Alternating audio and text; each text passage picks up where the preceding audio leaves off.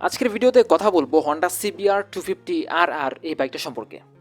এই বাইকটা এখন পর্যন্ত বাংলাদেশের বাইক মার্কেটে লঞ্চ করা হয়নি। আর হন্ডার যে ফ্ল্যাগশিপ বাইকগুলা লঞ্চ করার কথা, এগুলা কোনোটাই এখন পর্যন্ত দেশে লঞ্চ করা হয়নি। শুধুমাত্র একটা বাইকে লঞ্চ করা হয়েছে, যেটা 180cc হন্ডা হর্নেট।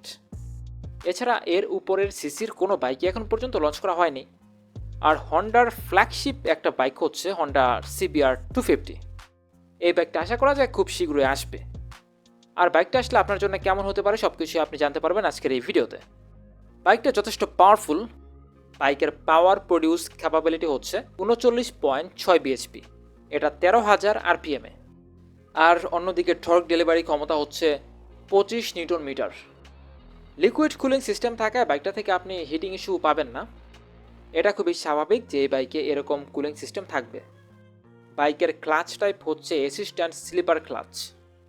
আর 6টা গিয়ার থাকছে, মানে 6 স্পিড গিয়ার বক্স। বাইকটা যদিও পাওয়ারফুল, তবে বাইকের মাইলেজ কিন্তু খারাপ না। 30 কিলোমিটার আপনি মাইলেজ পাবেন প্রায় প্রতি লিটার ফুয়েলে। আপনি যদি রাফ রাইড করেন তাহলে মাইলেজ আরও কিছুটা ড্রপ করতে পারে। আর এই বাইকের সর্বোচ্চ স্পিড হচ্ছে 180 কিলোমিটার পার আওয়ার। বাইকের ফ্রন্টে সাসপেনশনে পাওয়া যাবে গোল্ডেন ইউএসটি ফোর্কস। আর পেছনে 5 step adjustable monoshock suspension with prolink system. এটা হবে আপনার জন্য যথেষ্ট কমফোর্টেবল। আপনি যখন বাইকটাকে রাইড করবেন তখনই আপনি বুঝতে পারবেন। বাইকের দুই জায়গাতে ডিস্ক ব্রেকে সিঙ্গেল ডিস্ক ইউজ করা হয়েছে, তবে আমার এক্সপেকটেশন ছিল বাইকের ফ্রন্টে ডাবল ডিস্ক ব্রেক থাকবে, তাহলে বাইকটাকে আরও বেশি মাস্কুলার লাগতো। তবে বাইকটার ব্রেকিং সিস্টেমে ডুয়াল চ্যানেল এবিএস ইউজ করা হয়েছে।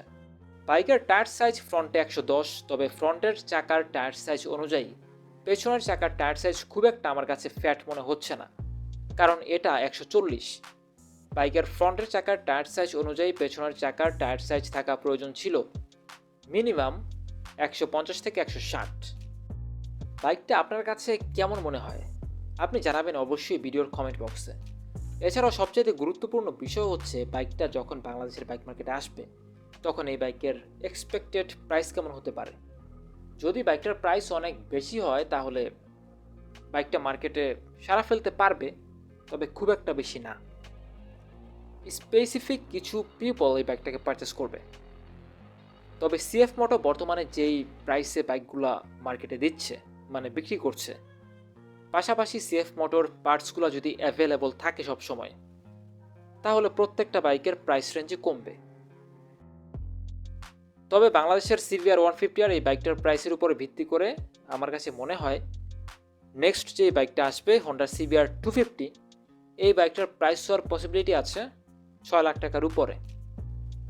তবে যেটা বলেছি আমি, সিএফ মোটো যদি ভালোভাবে বাইকের পার্টসগুলো অ্যাভেলেবল রাখতে পারে তাহলে প্রত্যেকটা বাইকের দামই কমবে। তাছাড়া বাইকগুলো খুব একটা বেশি সেল হবে না।